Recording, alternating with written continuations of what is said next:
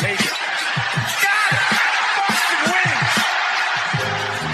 Two legends in basketball analysis with over 70 years combined experience. This is the Bob Ryan and Jeff Goodman podcast. NBA, some college, a little bit of everything. You know, what can I say? But it wasn't going to happen here with him. I was okay with it because it wasn't about talent. It's time for the Bob Ryan Gary Tanguay pod right here on CLNS Media, brought to you by Prize Picks, the exclusive daily fantasy partner of CLNS Media Network. Pick more, pick less. It's Prize Picks. Bob, how you doing today?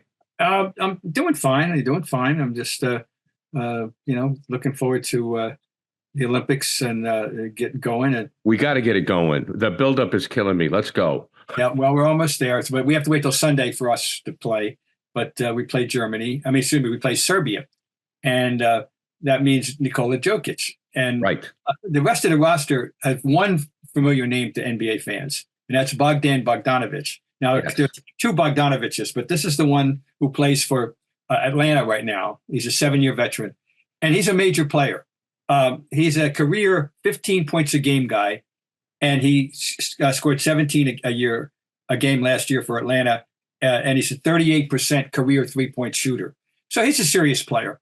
I don't recognize, frankly, any of the other names. They're all European players. I don't think there's any other NBA player on that roster. I may be wrong, but I don't think so. We certainly we got our hands full with Jokic, but it shouldn't be a major problem. I wouldn't think. Our group is, frankly, a cakewalk. It's Serbia. You know that the revenge game with South Sudan might get ugly, right? But you know something, Bob? I was thinking about this. Do you think the raise of play that I didn't say? Excuse me, I misspoke. Do you think the level of play will rise as they face bigger names, like in this contest? And you have your groups. There's 12. It's a 12 team for people who don't know. It's a 12 team tournament with 3 groups of 4. You have group play, then you'll get into the medal round. Okay, Group B is the best group. Group B is France, Germany, Japan, and Brazil. Now, Brazil isn't what it used to be.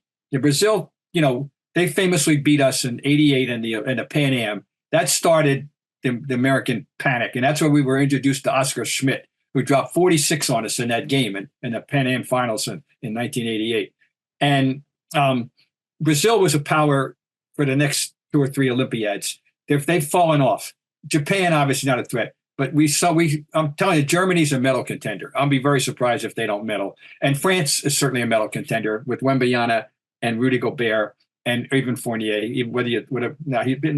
And they're going to be good. That's the best group. The other group is Group A.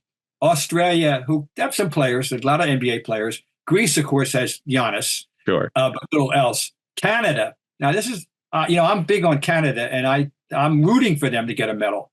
And they're going to have a great backcourt with SGA and Murray. They got some good perimeter players. They don't have a great big man. Their reigning big man is Kelly Olynyk. And then there's Spain, who were the team that give us trouble in 2008 in Beijing and 12 in London. They're not as good as they used to be. They were built around the Gasol brothers. And I don't think that Spain's got, but it's become a basketball conscious nation. The Spain league is a good league. So they could could give people a game. So, but you got, I think, 3 legitimate medal contending, or 2 for sure in that group in Australia and Canada, for sure, that'll be competing for a medal, along with France and Germany and us. I think those are the 5 on paper best teams. Do you think Durant will see time soon? Yeah, well, I know he wants to play, and he wouldn't be there if he didn't want to play. I don't know the medical thing. He's had a press conference yesterday. I'm not sure what the result of that is. It would have been nice for him to get an exhibition in. Let's face it, it's not mandatory. But the thing about this team that we worry about, and the one technical thing, it's 2, offensive rebounding was a bad thing the other night too, by the way. We were hurt on. Now, a lot of them were long rebounds. I got to say, 3-point shot rebounds that do. But we were beaten to the ball. We were not getting those 50-50s at all against Germany in that game. We gotta come to play, and that's the big thing. Americans, you can't send a B team anymore. You got to send an A team. Anyway, Durant Durant is the all-time leading American scorer in international competition since we started doing this in '92, and he's carried us through the World Championships a couple of times when we, over his career.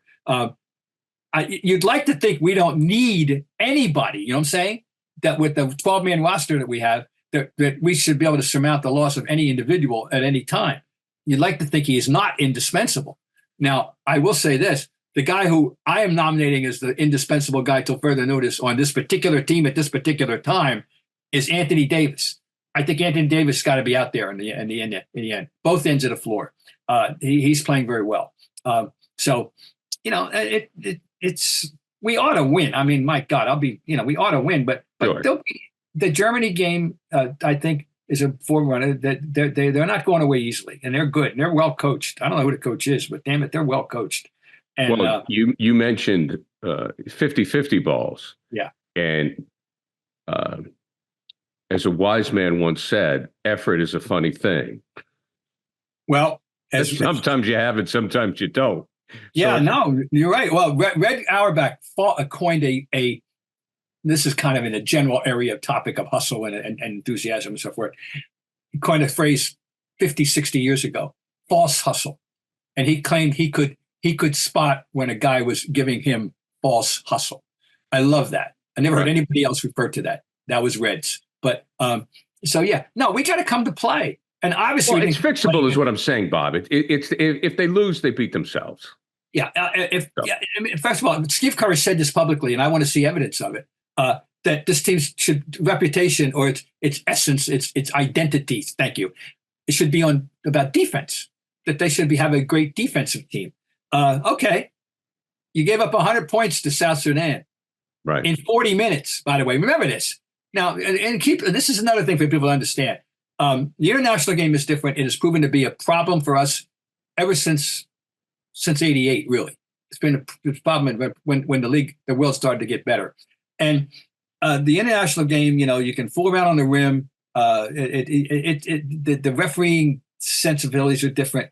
Like, for example, Tim Duncan hated to play for the U.S. team because they fouled him out of games. Like, he couldn't understand why he was doing the same things he was always doing. Tim Duncan's an all-time top 10 player for us, but he got frustrated playing international basketball. And all these, these other teams are loaded with veterans who play international basketball. It isn't that easily transferable for us. So, but it's a 40-minute game. We give 100 points to South Sudan. Come on, Steve. That's not a good defensive team. No. That's inexcusable. I assume things will change. I do too. And our roster is clearly the best roster. And certainly Steve Kerr with championships on his belt is a coach. I have a Celtic question for you, Bob, that just arose in my cranium here as you were talking about makeup and roster and effort. What do you think Joe Mazulla has to do to prevent a championship hangover? Now, obviously, a championship hangover in the NFL is much more detrimental because of the shortened season. A couple of games here or there that you should win can make a difference in the playoff standings and so forth. The NBA season is pretty long, and you had a long time to fix it. But do you think Joe Mazulla has to adjust, has to do anything different going into this season? I think he's already what we've seen of Joe as he's unfolding, as he is presenting himself to us in public in layers, going from we knew zero about what he was like. Right. When on the morning of September 21st, I keep coming back to that.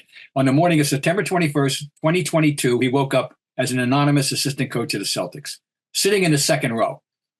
And now, fast forward to this date in July of summer of 24, and he is the reigning coach of the reigning NBA champions. And I mean, he's had to grow enormously since that moment. And he is unveiling himself to us in dribs and drabs and layers. I think there'll be slogans, maybe.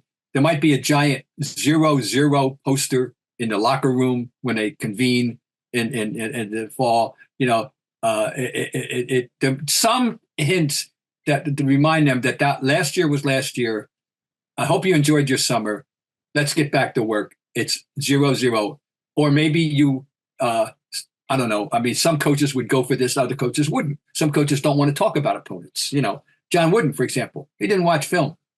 He didn't care what the other team was doing. He only wanted to know what his team was doing. we play our game, and it should win, and it should prevail. If it doesn't, it's my fault. That was John Wooden. Other coaches, scout like crazy, and when I don't know which way he's going to go, but I'll tell you what, 2 primary opponents have gotten better since the season ended on paper. Philadelphia and New York, 2 primary opponents, not to mention peripheral in the West, but Philly is taking a big step up with George, and New York has gotten Mikal Bridges, and to go and re-sign Anunoby. They're going to be good. I mean, I'm looking forward to that rivalry again. We've talked about this. Sure. It's going to be fun. It's going to be a much more interesting, fun year in that sense than it was last year. Okay. I don't know which path Joe's going to take, but I think he'll find a shtick. If that's I don't want to demean it that way, but no, but it's a philosophy, an approach. An approach. Thank you. He's a thinker. We know that. We have learned that. He is a thinker. He ain't no roll the ball out and roll the balls out guy. He's a very meticulously prepared individual. Well, in the NBA you need to be a thinker. You need to be a thinker. That's why Phil Jackson was so good. I mean, sometimes when Phil spoke, I had no idea what he was speaking about. Oh, now Jackson handing out books to guys, right. Read specifically tailored for each individual. No coach ever did that. No, but that's fine. Great. There's nothing better during the summer than experiencing a sunny afternoon at the ballpark, or maybe a nice summer evening, catching a ball game live in person, not streaming, not on your phone, not on the radio, not on the TV. I remember driving down from Maine every summer. It was a big deal. We get tickets to see the Red Sox at Fenway Park. And I just remember seeing the green grass as you'd walk up through the tunnel. It was like heaven. And I want you to have the same feeling. So go download the Game Time app and go see a game.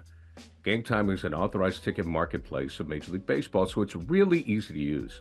You can get your tickets faster and easier. Plus, as you get closer to the first pitch, the prices on Game Time actually go down. They have killer last-minute deals. They have the lowest price guarantee, and you can check out the view from your seats. Now, it's really easy. You just go to your phone, you download the Game Time app, you scan it, and you can see there are great seats to the Sox and the Yankees, or if you want that down-home minor league feeling, you can go see the Woo Sox or your favorite minor league club that's close to you. I go to Worcester and Polo Park. It is a great place to take the family to see a game. Very economical, too. Plus, Game Time also has great deals on the New England Revolution and Patriot preseason games. You can get last-minute deals and save up to 60% off on sports, concerts, comedy, and theater. You can save even more when you choose the section and you let Game Time choose the seats. You always get the lowest price guarantee, or Game Time will credit 110% of the difference. So take the guesswork out of buying MLB tickets with Game Time. Download the Game Time app today, create an account, and use code CLNS for $20 off your first purchase. Terms apply. Again, create an account and redeem code CLNS for $20 off. Download the Game Time app today. Last minute tickets, lowest prices, guaranteed. Because when I look at this team, when you look at the Celtics, I go, what do they need to get better at? And I'm like, I don't know. No, there were times and that could be a problem. No, I mean, this is really, I won't say unprecedented until I do the research, or someone does the research for me. Yeah, but bringing a championship team back as fully replicated, as intact, losing like 2 years ago, Denver wins, hurrah! Good for them. They deserve their Bruce Brown, bye. Right. And now Contagious Pope, bye. That's the norm. That's the norm in all sports. With free agency looming at times for people and stuff. We're not facing that. They're all back. They just rewarded their 8th man with a $45 million contract, right? Oh, yeah. He's basically the 8th man, right? Of course he is. Between himself and Pritchard, one's the 7th, one's the 8th. Depends on the substitution pattern of the day. But they're coming off the bench anyway, and the whole team is back, right down to Xavier Tillman. Who provided the service in the finals and earned his ring one night. where it was, he can look you in the eye and say, "Hey, I helped them win the damn game and in the finals," and he did. So they got the most intact returning roster I can imagine. Do I know it is the only one? I don't know, but boy, I bet there haven't been too many teams that can look you. We have our entire group back. Right. I mean, generally, that 7th or 8th man usually goes somewhere else and gets more money. Yeah, exactly. And when gets a payday, and Hauser had every right to do that if he could have found it, but he didn't. Right. And he's happy, and I love having him, and it's great. I mean, it's just this is it's almost eerily good. It's almost a little too good. Really, it's almost. I mean, that's the way I think. I'm sorry. I'm essentially a glass half empty guy. You know, as I always say, to me, a pessimist is an optimist with experience, and that's the way I look at life. I'm sorry. It's a great. I want to be pleasantly surprised. To put it this way, I think rather than trusting. Yeah, you mentioned about how he'll have a bag of tricks. I always point to Belichick during the years because Belichick obviously was a genius coach. We all know that. He was a master manipulator. You can challenge his GM record. I don't. Needless to say, for the most part, he pushed the right buttons. Yes. But he always had a player or two in the locker room that could do that for him. Willie McGinnis was one, because Willie's had that corner locker, when you walked in. And I think Jaylen Brown is that guy. And maybe Jaylen has a little bit of a chip on his shoulder because of the Olympic slight, which is a good thing. I think Jaylen's always going to have a chip on his shoulder. And I think Jaylen Brown is the equivalent to Michael Ruzioni. And bear with me because this is just coming into my brain as I'm saying it. Okay. I like it already. Miracle with a Ruzioni. Herb Brooks says, when I'm talking to the team, when I say a Ruzioni, I'm talking to the team. Right? I'm talking to the team. I'm talking to Mike. I'm talking to you. With Jaylen, I think when he carries the chip on his shoulder, he carries the chip that's needed for the team to stay sharp. Because I think Jaylen Brown, one of the reasons he had such a great season is because he does have a chip on his shoulder. And I think he will always have a chip on his shoulder, which I think will benefit him and benefit the team greatly. So as I run this through my head, I really think Jaylen Brown's the key because he has to continue to be that guy. He has to, how he said Tatum's going to play better. We've got to do this. Yeah. And I don't think he's going to let up because I don't think there's any let up in Jaylen Brown right now. I think he's as important as the coach. Oh, if there was any doubt, it was provided by the Olympic situation. When the season ended, we didn't see this coming. No one saw Derek White getting tabbed to be on the Olympic team. Right. No one saw that coming. And least of all, Jaylen Brown, as it turns out, right? So that's a very good point, Garrett. I can't even amplify it. I think it's a very good point. Yeah, I think it's going to be interesting. The only other guy, what about the role of a big Uncle Al, though? Where does he come in?